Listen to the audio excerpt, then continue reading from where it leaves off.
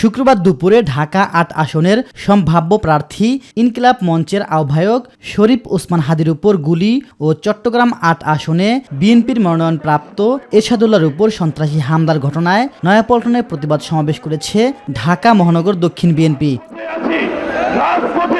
এ সময় বিএনপির স্থায়ী কমিটির সদস্য মির্জা আব্বাস বলেন, হাসপাতালে যারা মব সৃষ্টি করেছে তারা হাদির সমর্থক নয়, তারা বিশেষ একটি রাজনৈতিক দলের সমর্থক।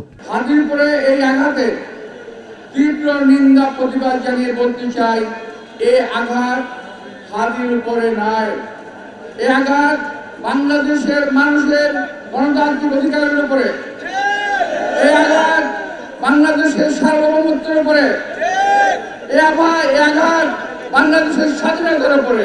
আমি যখন হসপিটালে যাই তখন তারা আক্রমণাত্মক স্লোগান দিচ্ছিল, এরা কেউ হাদির সমর্থক নয়, এরা বিশেষ একটি রাজনৈতিক দলের অঙ্গ সংগঠনের কর্মী।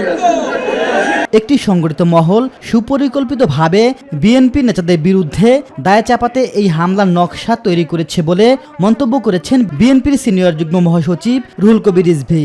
এই পরিকল্পিত নকশা করেছে ওই সংগঠনটি, যেটা তাদের অভ্যাস, যাদের ৭১ সালে ৩০ লক্ষ মানুষকে হত্যা, ২ লক্ষ মা বোনের ইজ্জত হরণের পরে যাদের কোনো বিবেকে বাঁধেনি, যাদের কোনোভাবেই আপনার অনুশোচনা নেই, তারা তো যা ইচ্ছা তাই করতে পারে।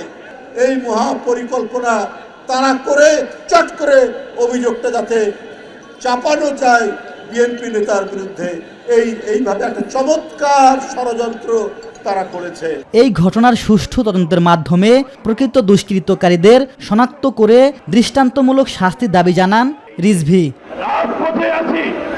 ইলিয়াস মাতবর, মাই টিভি, ঢাকা।